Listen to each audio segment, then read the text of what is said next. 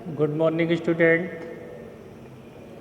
I told you of this chapter. I upload two video of this chapter. Now, once again, third video of this chapter. तो student, अगर हम आपको ये जो topic पढ़ा रहे हैं तो आपका ये रेस्पॉन्सिबिलिटी है कि आप इस वीडियो को लाइक ज़रूर कर लें, लाइक और शेयर ज़रूर कर लें, ताकि हमें ये जानकारी मिले कि हमारे स्टूडेंट कितने स्टूडेंट हमसे जुड़े हुए हैं। इसलिए आपसे रिक्वेस्ट है, आपसे निवेदन है कि इस वीडियो को आप ज़रूर देखें और देखने के साथ ही साथ वीडियो लाइक और शेयर आप ज़रूर करें, ठीक है। तो now let us start the next topic of this chapter. Are you familiar with the term acid rain? Have you ever heard about the damaging effect of acid rain? As the name indicates, the rain containing excess of acid is called an acid rain.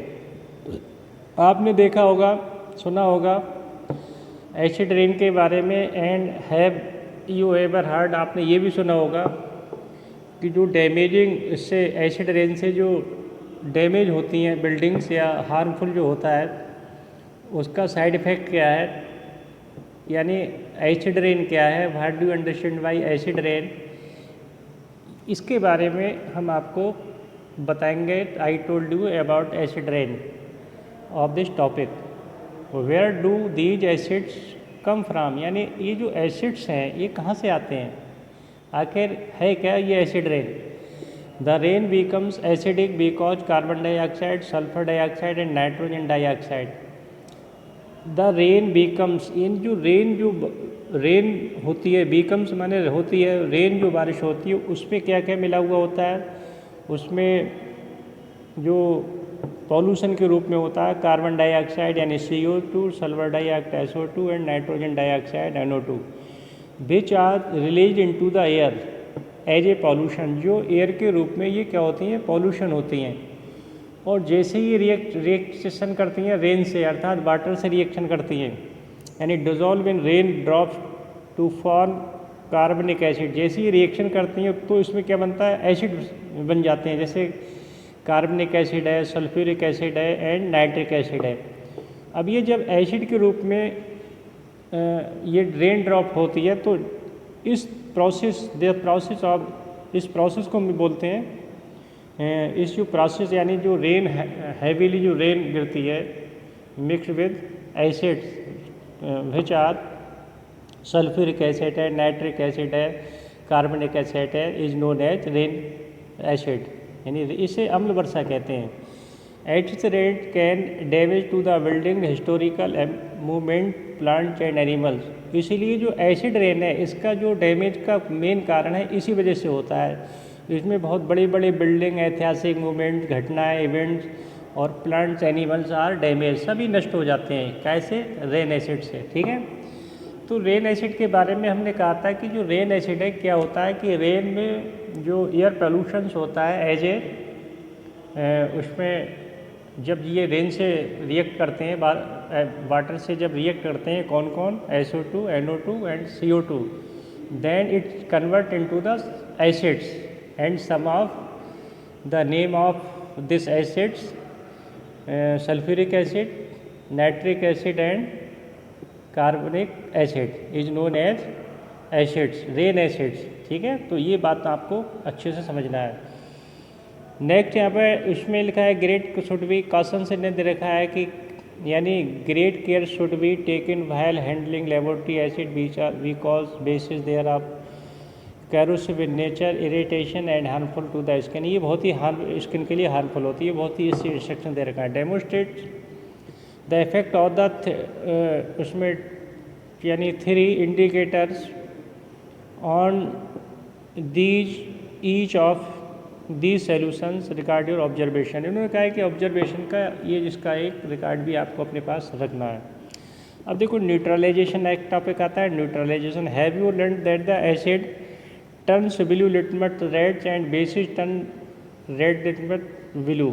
आपने देखा होगा कि जो acids जो है ये blue litmus को red में चेंज करते हैं और जो रेड लिटमस को क्या में चेंज करते हैं, ब्लू में चेंज करते हैं। Let us see what happens when an acid is mix with a base. अब उसके बाद क्या होता है कि जब हमने acid and bases are mixed with each other, इन दोनों को एक में मिला दिया तो क्या होगा। We are going to use an indicators you have not use for show. अब हम जो एक इंडिकेटर के रूप में यूज करने जा रहे हैं वो आपने इससे पहले नहीं यूज किया होगा, वो चीज़ यहाँ पर गिवन है। यानी इट इज़ कॉल्ड फिनोप्थिलीन, जिसे हम क्या बोलते हैं, फिनोप्थिलीन बोलते हैं student. To the demonstrated by the teacher in the class, fill 1/4 of the test tube with dilute hydrochloric acid, note down its colour, note down the colour of phenolphthalein solution, also add 2 or 3 drops of the indicator to the acid। तो इन्होंने क्या किया है कि इसने इसमें क्या लिया, एक टेस्ट ट्यूब लिया और उसमें टेस्ट ट्यूब में एक डाइल्यूट HCl इसमें मिलाया and note down the colour, इसका कलर नोट किया and note down the colour of the phenolphthalein का उसका नोट किया सॉल्यूशन का। Also add 2 or 3 drops of the indicator, इसमें 2 or 3 ड्रॉप्स इंडिकेटर्स डाला इसी टेस्ट ट्यूब में HCl के साथ, यानी एसिड प्लस इंडिकेटर्स। देन यानी now shake the test tube gently, आराम से इसको हम स्टेयर करेंगे, इसे हिलाएंगे। Do you observe any change in colour of acid, तब आपके लिए कोई ना कोई एक कलर आपको चेंज दिखाई देता होगा। Add to the acidic solution is drop of the sodium hydroxide solution is dropper. आपने देखा है कि अब इसमें क्या करना है कि add to the acidic solution में आपने drops of the sodium hydroxide solution इसमें ड्रॉप मिलाया and by the dropper of the stir the tube gently, काय के ड्रॉप के द्वारा और इसको धीरे से आपने हिला दिया। Is there any change in the colour of the solution, क्या इसमें कोई कलर चेंज होता है। Continue adding the sodium hydroxide solution, और धीरे धीरे इसमें सोडियम हाइड्रोक्साइड को ऐड करेंगे। By drop while stirring till the pink colour just appear, जब तक आपको इसका पिंक कलर ना दिखाई दे जाए। Now add 1 more drop the dilute hydrochloric acid, what do you observe, तब आपने क्या देखा जब आपने नाउ ऐड 1 more ड्रॉप, जब आपने एक ही HCl इसमें अधिक डाला, डू यू ऑब्जर्व क्या देखते हैं, the solution again becomes colourless, तो इसका सोल्यूशन दोबारा में कैसा होता है, कलरलेस होता है। Again add 1 drop of sodium hydroxide, जब आपने एक ड्रॉप इसमें सोडियम हाइड्रोक्साइड डाला, is there any change in colour, तब इसका कोई कलर चेंज होता है। The solution again becomes pink in colour, आपने देखा कि जब आपने सोडियम हाइड्रोक्साइड जब इसमें डाला then the solution convert in pink colour, pink colour में इसका बदल यानी चेंज हो जाता है। ये चीज़ यहाँ पर स्टूडेंट गिवन है। और इससे पहले उन्होंने कहा था कि व्हेन उसमें जैसे ही उसमें एसिड डाला HCl डाला, then the solution can not change the colour, it means the उसका कैसा, इट इज़ कलरलेस, इसका कैसा हो जाता है, इट बिकम्स कलरलेस, इसका जो कलर है वो कलरलेस हो जाता है। ठीक है, तो ये दोनों को मतलब जो स्थिति दे रखी है, पोजीशन दे रखी है, उसमें एक प्रैक्टिकली है स्टूडेंट ये। It is evident that the even solution is basic phenolphthalein gives A pink colour. अब देखो यहाँ पर ये स्पष्ट है कि जब हम solution when the solution is basic, जब सोल्यूशन कैसा होगा, बेसिक होगा, फिनोप्थिलीन गिव्स ए पिंक कलर, तो ये जो फिनोप्थिलीन कैसा कलर देगी, एक पिंक कलर देगी। ऑन द अदर हैंड दूसरी तरफ when the solution is acidic, और जब सोल्यूशन कैसा होगा, एसिडिक होगा, अम्लीय होगा, देन इट रिमेन्स कलरलेस, तब इसका जो सोल्यूशन होगा स्टूडेंट वो कैसा होगा, कलरलेस होगा। देखो एक बात समझ में आ गई कि जो सोल्यूशन है वो कैसा होगा, एसिडिक होगा और बेसिक होगा। तो इसमें क्या होगा, जैसे ही हम इसमें फिनोप्थिलीन उसमें चेंज मिलाते हैं काय में, बेसिक में, तो इसका कलर कैसा हो जाता है, पिंक कलर का हो जाता है। ऑन द अदर हैंड जैसे ही इसमें जब एसिडिक सोल्यूशन में हम क्या मिलाते हैं, इसमें फिनोप्थिलीन मिलाते हैं, तो इसका कलर कैसा होता है, कलरलेस हो जाता है, अर्थात कोई कलर नहीं होता। तो ये जो सोल्यूशन होगा वो कैसा होगा, एसिडिक होगा। इट इज इसकी आइडेंटिफाई है स्टूडेंट। ठीक है, तो नौ उसमें ये हमें प्रैक्टिकली करना है, इस बात को ध्यान से समझना है। When an acidic solution is mixed with a basic solution both the solution neutralise the effect of each other. अब देखो यहाँ पर उन्होंने कहा है कि the acidic solution and acidic solution is mixed with the basic solution. जब acidic solution और बेसिक सॉल्यूशन को मिक्स किया जाता है व्हाट हैपेंड, फिर क्या होगा, बोथ द सॉल्यूशन न्यूट्रलाइज, अर्थात इन दोनों का जो न्यूट्रलाइज हो जाएगा, अर्थात ये क्या कहलाएंगे, न्यूट्रलाइज सॉल्यूशन कहलाएगा। When an acid solution and basic solution are mixed in suitable amount, जैसे हम एसिडिक सॉल्यूशन और बेसिक सॉल्यूशन को इक्वल अमाउंट में हम क्या करेंगे, मिक्स करेंगे। Both the acidic nature in the acid and the basic nature of the basic are destroy, तो इन दोनों के नेचर क्या हो जाएंगे, एक दूसरे से डिस्ट्रॉय हो जाएंगे। अब देखो यहाँ पर जब बराबर की जब पावर वाले जब डिस्ट्रॉय होते हैं तो उसमें क्या होती है, यानी एक दूसरे स्प्लॉटिंग होती है। जो स्प्लॉटिंग होगी तो उसमें क्या हीट एब्जॉर्ब होती है, यानी हीट रिलाइज होगी, यानी हीट निकलेगी। तो जब हीट निकलेगी तो that solution is called neutralise solution. वो सॉल्यूशन को क्या बोलते हैं, न्यूट्रलाइजेशन सॉल्यूशन कहलाती है student. That is give in the most procedure in hair.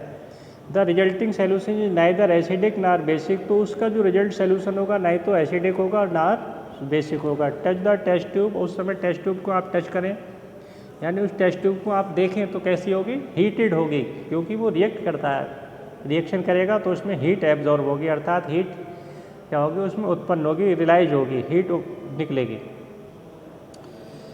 Next यहाँ पर गिवन है कि इसमें touch test tube the immediately after the neutralisation, what do you observe in the neutralisation reaction, heat is always produce. तो इससे heat क्या होगी, produced होगी, आज इवॉल्व होगी। The evolve heat raises the temperature of the reaction mixture, इस तरीक़ा से इसका मिक्सचर का रिएक्शन होता है। In neutralisation reaction a new substances is form, और यहाँ पर जो न्यूट्रलाइजेशन रिएक्शन है इससे एक नया सब्सटेंसेस हमें मिलता है। This solution is called salt, इसे हम क्या बोलते हैं, साल्ट बोलते हैं। अर्थात बेसिक और एसिडिक इक्वल अमाउंट में जब हम इसको रिएक्ट कराते हैं उसके बाद जो सॉल्यूशन हमें फाइंड होता है that solution is called salt, उस सॉल्यूशन को हम साल्ट बोलते हैं स्टूडेंट। ठीक है, ये डेफिनेशन यहाँ पर क्लियर हो गई। साल्ट में भी acidic basic or neutral in nature, और जो साल्ट होते हैं उनका जो नेचर होता है वो कैसे होते हैं, साल्ट में भी एसिडिक बेसिक, यानी इनमें acidic basic or neutral in nature, ये सभी हो सकते हैं। Thus neutralisation can be defined as follows, तो न्यूट्रलाइजेशन की जो डेफिनेशन है इस प्रकार से भी हम इसको गिव कर सकते हैं। The reaction between an acid and a basic is known as neutralisation. Okay, the reaction, कोई भी रिएक्शन हम कराते हैं किसके बीच में, एसिड एंड बेसिक के बीच में, इज नोन एज न्यूट्रलाइजेशन, उसे हम न्यूट्रलाइजेशन कहते हैं। Salt and water are produced, यानी इन द रिएक्शन, उसमें रिएक्शन में हमें क्या फाइंड होता है, salt and water are produced in the process with the evaluation of heat. अब देखो यहाँ पर जो रिएक्शन होगी एसिड एंड बेस की, जब रिएक्शन होगी तो वहाँ पर हमें क्या मिलेगा, साल्ट मिलेगा, वाटर मिलेगा, और इसमें हीट क्या होगा, रिलाइज होगी स्टूडेंट। ठीक है, तो ये चीज़ यहाँ पर ये हमें दे रखा है।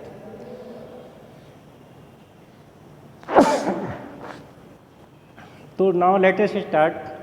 अब देखो यहाँ पे एक इनने given a reaction acid plus base is equal to salt plus water and heat release होती है, हीट इवॉल्व होती है। The following reaction is an example, hydrogen यानी HCl प्लस NaOH मिला के क्या बना, NaCl बना, सोडियम क्लोराइड बना एंड वाटर मिला। ठीक है, तो ये रिएक्शन यहाँ पर हमें जरूर लर्न होनी चाहिए।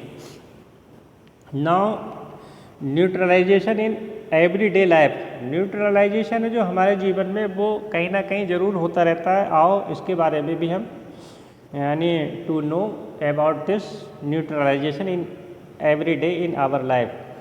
Our stomach contains hydrochloric acid, it helps us to digest food as you have learned in chapter 2, but too much to acid in the stomach causes digestion. आपने देखा होगा कि जब हम कोई भी फूड डाइजेस्ट हम जब टेक करते हैं और उसका जो डाइजेशन होता है वो स्टोमक में होता है, but HCl is available in our stomach which या it help to our digest food, जो हमारे उसमें फूड के लिए डाइजेस्ट करने में हेल्प करता है student, HCl। Okay, the HCl is a hydrochloric अम्ल। As you have learned in chapter, last में इन्होंने कहा 2 में गिवन था कि much of acid in the stomach causes indigestion sometimes, कभी कभी इंडाइजेशन इज पेनफुल, कभी कभी जो अपच होता है अर्थात वो कैसा होता है, पेनफुल होता है।